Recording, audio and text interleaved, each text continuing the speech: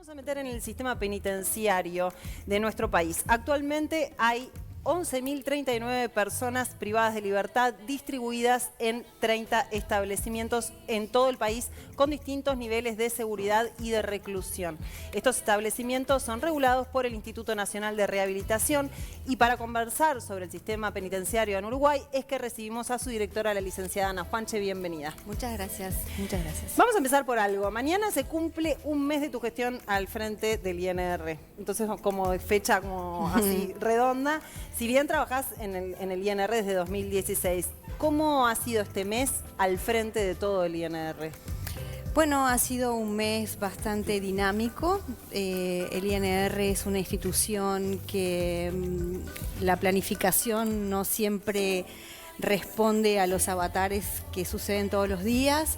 Ha sido un mes de acomodar un nuevo equipo de trabajo. Algunos integrantes del nuevo gabinete que dirige ahora la institución ya veníamos siendo parte de la gestión desde otros lugares o de otras áreas específicas. Y bueno, y ha sido también retomar parte de la planificación que teníamos iniciada y animar algunos proyectos bastante de gran envergadura como por ejemplo la división de la unidad número 4, Comcar en 5 unidades independientes, como retomar también algunos aspectos vinculados al poblamiento total de la unidad número 1, de participación público-privada, y bueno, y en esa línea estamos trabajando intensamente.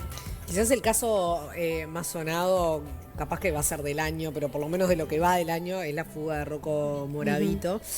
Y al respecto de eso, queríamos saber si ya se terminó la investigación interna que se estaba realizando en torno a esta fuga, qué fue lo que pasó, cómo está eso. La investigación interna tengo entendido que todavía está en curso, no está encomendada al INR la investigación administrativa, sino a la Policía Nacional, que es quien está llevando adelante la investigación interna, y la investigación penal a Fiscalía, conjuntamente con asuntos internos. Es absolutamente reservada, por lo tanto, lamentablemente no tengo datos para aportar. ¿Y se han realizado algunas modificaciones en la ex cárcel central después de lo que pasó? Sí, en realidad la ex cárcel central está en proceso de mudanza. El centro de ingreso, diagnóstico y derivación del área metropolitana se va a mudar a un sector que está especialmente dispuesto a tales efectos en la unidad número 1 público-privada en Punta de Rieles. Entonces, en este momento está en su funcionamiento, diría que mínimo, con el proceso, como ustedes saben, los arrestos administrativos con fines de extradición fueron realojados en el sector de contenedores del Penal de Libertad, y la población permanente, que era algunos pocos casos, que es personas que colaboran en los servicios cotidianos en la unidad, como la cocina, los servicios de limpieza e higiene, en los próximos días serán realojados también. Y la población que ingresa transitoriamente para ser evaluada a efectos de ser derivado luego por la Junta Nacional de Traslados a otras unidades, irá fluyendo en estos días. Y el tema que había con las cámaras, porque una de las cosas que pasaban es que las cámaras no funcionaban porque habían extraído material para llevárselo a un fiscal, un juez, no recuerdo, y si se extraía el material no dejaban de funcionar las cámaras. ¿Eso se pudo solucionar? No, en realidad no es que dejen de funcionar las cámaras, lo que dejaba era de grabarse. En ese momento no se dispuso de un aparato que pudiera quedar registrando lo que las cámaras filmaran. Vamos a tener que hacer una pausa, un alto, pero tenemos una pregunta y te la dejamos, vamos a dejar pendiente o picando, como decimos nosotros. O nos enteramos que el ministro Bonomi presentó su renuncia después de conocerse lo de Moravito y que el presidente no se la aceptó. ¿No? La dejamos picando. Adri dijo picando ahí una pregunta. Dejamos picando la pregunta a ver si Ana sabía que el ministro Bonomi había presentado renuncia, que el presidente se la había rechazado. Y bueno, y aprovechamos a preguntarte cómo es tu relación con el ministro. Bueno, con el ministro tenemos una relación funcional, no es muy habitual. El ministro se vincula con muchas autoridades del Ministerio del Interior. Tenemos algunas reuniones específicas. Desde que asumí no lo he visto aún. ¿Y sabías esta noticia del ministro? No sabía, me enteré por la prensa en el día de hoy. ¿Y es común que pase tanto tiempo sin tener un vínculo, digamos? Es que en realidad las unidades básicamente nos vinculamos más directamente con el director general de Secretaría, que es como el mando medio, el tercero al mando y quien dinamiza sobre todo las unidades más dependientes. Claro, lo que pasa es que las cárceles también al ser un tema tan complejo, digamos, y que generalmente está bajo la lupa, por eso te preguntaba, llamaba la atención. A través del director general de Secretaría tenemos siempre la línea directa de lo que se consulta con el ministro, de lo que piensa, de lo que opina y de lo que resuelve. Claro. Una cosa, porque vos estás en el INR desde el 2016. Sí, desde octubre. Y bueno, ya es un momento como bastante complejo para el INR en general, ¿no? ¿Cómo es el balance de estos 3 años, más allá de ahora de este mes en la dirección? O sea, Que sos la primera mujer en dirigirlo, además, ¿no? Sí, soy la primera mujer. Como les decía en un inicio, el INR es una institución compleja, una institución que está en pleno proceso de estructuración, una institución nueva, que ha abordado simultáneamente muchos procesos, entre ellos la absorción de todas las unidades departamentales que antes dependían de las jefaturas de policía, el proceso de civilización, esto es de tornar la gestión con un mando civil. Operadores penitenciarios. Operadores penitenciarios que en el trato cotidiano con las personas privadas de libertad. Sí, pero más allá de todo eso Sí. que es parte de tu tarea, yo digo a vos como persona, ¿cómo han sido estos 3 años? ¿Han sido estresantes? O sea, me pregunto, el día que entraste, ¿te imaginaste todo este trabajo y este volumen de trabajo y estas situaciones tan públicas y tan entreveradas?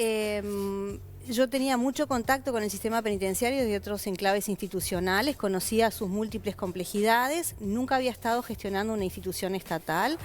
Por lo tanto, ¿Desde dónde trabajabas? Y yo trabajé para la sociedad civil, durante muchos años coordiné una red internacional de protección y defensa de los derechos humanos. Entonces También visitabas las cárceles en Claro, nombre de esa visitaba las organización. cárceles, después trabajé para Naciones Unidas, también fui consultora del alto comisionado de las Naciones Unidas para los Derechos Humanos y fui asesora de la Institución de Derechos Humanos, entonces conocía muy bien el sistema carcelario, gestioné diversos proyectos de cooperación y de reforma del sistema, pero bueno, nunca me imaginé que la complejidad y la emergencia continua iba a ser como la tónica, ¿verdad? Pero de alguna manera el sistema carcelario ha estado en toda tu vida profesional, desde distintos lugares. Y en los últimos 15 años sí.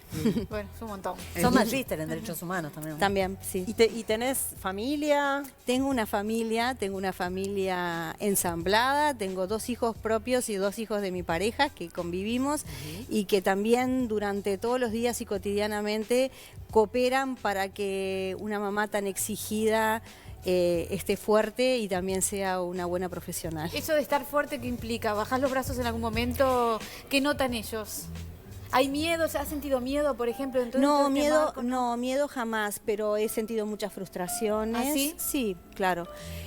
También he sentido que el esfuerzo puede caer como en una gota en un mar, porque es tanto el desafío que la contribución no luce, pero sí he notado también grandes avances y grandes alegrías en pequeñas cosas y en cosas no tan pequeñas, como la estructuración de un área técnica, como que toda la población esté clasificada, acorde a un perfil basado en un modelo de evidencia, con que incipientemente podamos empezar a tener programas de tratamiento para los riesgos delictuales asociados al uso problemático de drogas, a la agresión sexual, a la conducta violenta en los varones, que tengamos programas de prevención.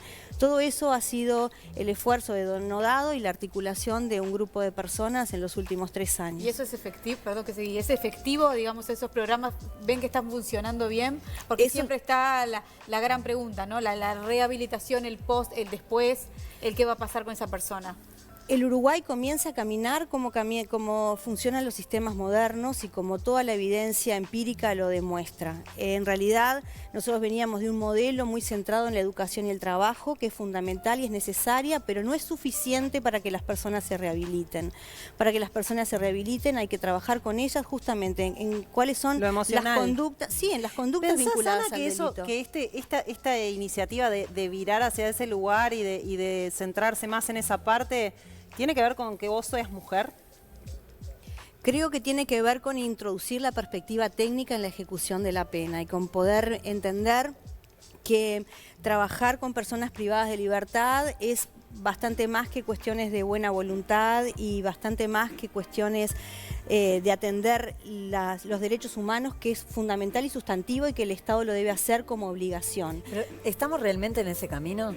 Estamos en ese camino. Da la sensación de que estamos a años luz. Estamos en ese camino. Yo siempre llamo a mirar en perspectiva y siempre recomiendo, todavía tenemos muchas materias pendientes, eso es cierto y no hay que negarlo, porque si uno nega la realidad no puede trabajar sobre ella.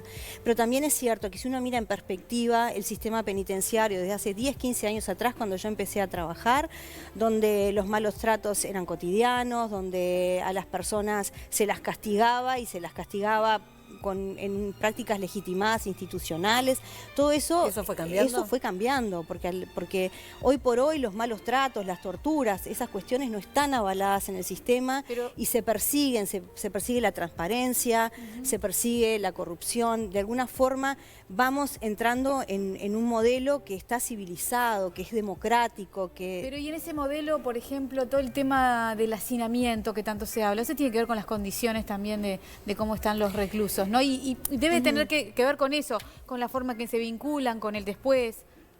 A mí no me gusta hablar de hacinamiento porque hoy por hoy el sistema no tiene hacinamiento. Cuando uno habla de hacinamiento, habla básicamente de la superpoblación extrema que supera el 20%, que es el límite tolerable. Capaz que nos estamos basando en lo que dijo el ministro, ¿no? Como que en julio se terminaba el hacinamiento. Él se refiere seguramente a la superpoblación que tiene el sistema todavía en algunos sectores o podría decirlo, en algunos módulos de algunas unidades. Okay. No hay un hacinamiento generalizado. Él refería seguramente vinculado al plan que hicimos para terminar con la superpoblación en la unidad número 4 de Santiago Vázquez, que es donde tenemos los mayores desafíos, porque es una unidad construida con un modelo penitenciario de los años 80, que ha sido reconstruida múltiples veces, que ha sido abordada por diferentes gestiones y no siempre armoniosamente ni con coherencia ni respondiendo a modelos, como te decía, penitenciarios basados en el enfoque de derechos y también en la perspectiva de rehabilitación y de inserción de las personas. Disculpa que te interrumpa, pero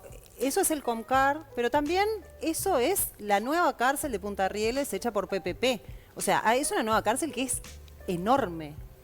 Entonces sí. no entiendo si hay que ir hacia modelos de cárceles más pequeñas, con una gestión más personalizada y más...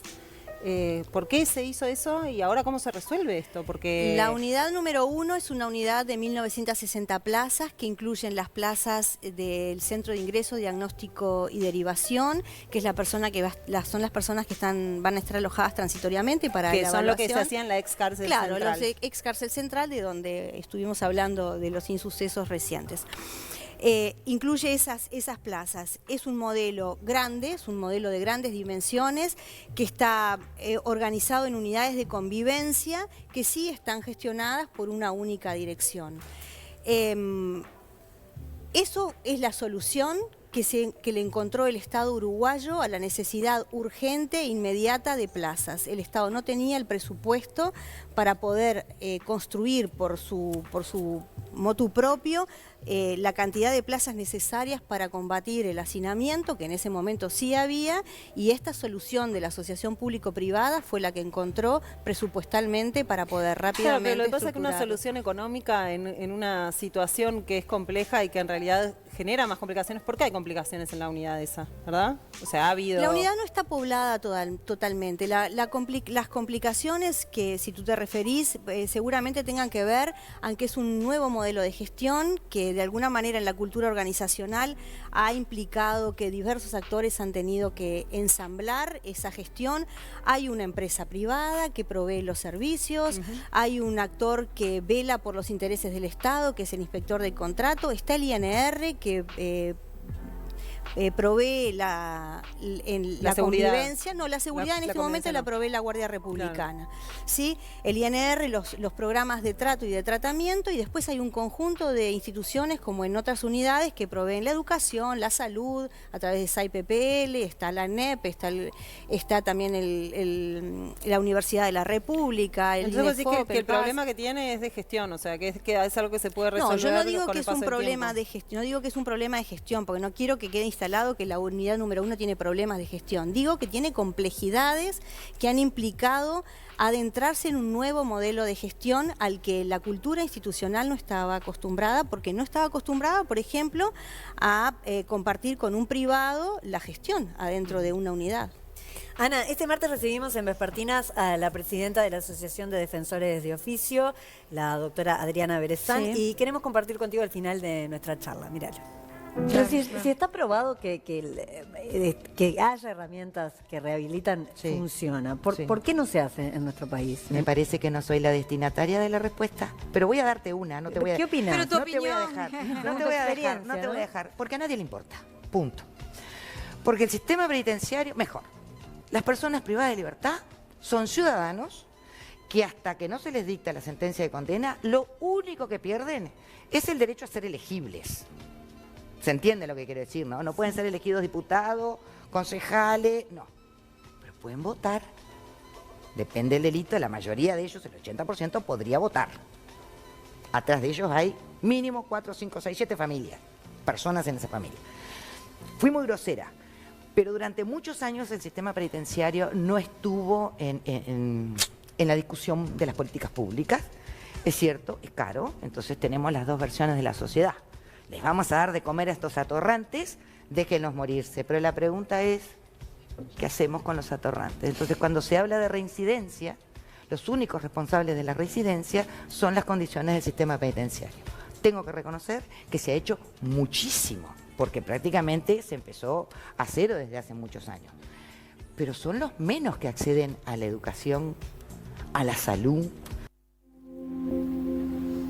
¿Crees que falta compromiso político para con el sistema penitenciario? Creo que hace falta un gran diálogo intersectorial que discuta la política criminal. Lo que dice Adriana es objeto de debate en muchos espacios desde hace muchos años, y que miremos al sistema penitenciario como una parte más del sistema penal. En esto deben estar involucradas todas las instituciones, no solamente, como decía, del sistema penal, sino también las instituciones destinadas a proveer prestaciones a nivel de políticas sociales. Y con eso no basta con que ingrese solamente las instituciones educativas o hace a través del servicio de atención integral, sino O la también, gente que tiene también iniciativas, como por ejemplo Nada Crece a la Sombra, que por es una supuesto, iniciativa... y que necesitamos que se multipliquen la intervención de la sociedad civil adentro de las cárceles, necesitamos que ingresen más y nuevos actores, y necesitamos también que la política pública de egreso esté articulada con las otras agencias estatales, y para eso necesitamos que la DINALI tenga fortaleza, pero también que el Ministerio de Desarrollo Social articulemos mejor y más. Necesitamos también pensar en una política de vivienda para las personas que egresan del sistema, en una política sanitaria. y Ahora, en que ¿hay la- voluntades políticas en el sistema político para todo esto? Bueno, porque muchas veces se le llama que es un tema piantavoto, el tema de las cárceles. Y es que en realidad es un tema que si uno consulta a la población, Adriana hablaba, yo no me gusta hablar desde la sensibilidad, siempre me gusta hablar desde el rigor de los datos, pero creo que intuitivamente diría que si nosotros hacemos una amplia consulta, probablemente la ciudadanía esté poco interesada en lo que sucede allí dentro. Sí, más en otro momento allá- ella hablaba de eso, de la sociedad, con esa cuestión de que nos pasa de, bueno, si son delincuentes que porque se son pudran, temas ¿no? que nos enojan, porque Claro. son temas que tocan la sensibilidad, porque implican dolores grandes. Nosotros no estamos hablando de la necesidad de tener situaciones de impunidad o de no considerar el daño que se hizo, pero necesitamos reparar ese daño y necesitamos restaurar ese contrato social con el afuera, con la sociedad, porque nosotros no tenemos ni penas perpetuas ni tenemos pena de muerte y las personas vuelven. Y nosotros queremos que vuelvan mejores, queremos que vuelvan para insertarse y para poder convivir con los otros en paz y en armonía sin seguir lesionando a los otros. Y a sí mismos también, porque puedo asegurarles, trabajando adentro, que el deterioro individual de una persona que está en privación de libertad es absoluto, porque rompe sus vínculos con sus seres queridos, con sus pares, con el afuera, y cercena un montón de oportunidades. Tenemos mayoritariamente personas jóvenes, el 75% de las personas son varones de la población económicamente activa, menores de 35 años, y bueno, y son 11.000 personas. Tenemos que pensar que como país, como Estado respetuoso de los derechos humanos, merecemos poder hacer otras cosas con las personas que rompen el contrato social. Y sobre la reforma de Vivir Sin Miedo y los distintos puntos, digamos, que se establecen allí. ¿Tú me estás preguntando por mi opinión personal? Sí. Claro, porque fui convocada en mi rol institucional, no en mi rol personal. Yo personalmente, voy a hablar como Ana Juanche, yo no adhiero a la campaña Vivir Sin Miedo. Yo creo que todos los escenarios de fortalecimiento punitivo y de pensar en medidas de endurecer, pero no en el trabajo articulado con las perspectivas que nos permitan revertir las situaciones, solamente nos van a llevar a engrosar más la población privada de libertad, a terminar de alguna forma de enquistar el problema, a volverlo endémico, y nosotros necesitamos buscar otras alternativas al fenómeno del delito. Y hay que comprender por qué las personas delinquen, y para comprender por qué las personas delinquen necesitamos explorar las conexiones con otros fenómenos sociales preexistentes, por ejemplo el uso problemático de drogas. Pero y la Ana tiene Juanche una conexión institucional, sí, ¿está también de acuerdo lo piensa. No la Sí. separamos, digamos, estamos Sí. hablando de la misma persona, o sea, piensa en lo mismo. Yo pienso La desde mi personal y la enclave institucional. institucional, yo pienso desde mi enclave institucional que necesitamos profundizar en un catálogo de opciones que nos permitan trabajar con las personas que infringen la ley en diferentes escenarios. No todas las personas que están privadas de libertad necesitan estarlo. Hay personas que tienen bajísimo riesgo de volver a reincidir. ¿Para qué vamos a encarcelarlas? Si con esas personas podríamos tener, si tuviéramos un sistema de medidas alternativas a la prisión, robusto, fortalecido, que brinde posibilidades de tratamiento, que acompañe a la persona en la libertad vigilada. Y se debería trabajar más en la prevención también, ¿no? Por supuesto, en la prevención y en poder separar estos fenómenos. Cuando yo digo una persona termina delinquiendo porque la motivación para el delito es el uso problemático de drogas, es el consumo que atraviesa toda su vida y que no puede controlar, no necesitamos la cárcel, necesitamos trabajar con ese En el uso verdadero problemático. Muy bien. ¿Se entiende? Vamos a seguir, obviamente, conversando a lo largo de este año sobre este tema. Licenciada Ana Juanche, directora del Instituto Nacional de Rehabilitación, gracias por venir. A ustedes por este invitarme, rato. muchas Muchísimas gracias.